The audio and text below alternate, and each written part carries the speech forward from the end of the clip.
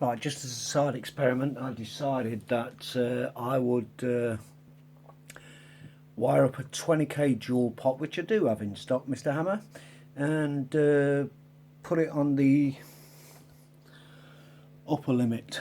So instead of trying to change the 220k, I'm changing what is the 10k series with the LDR.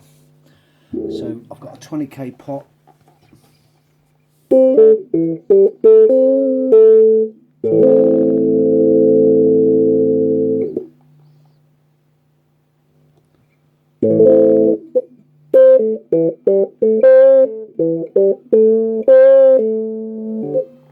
Nice and honky,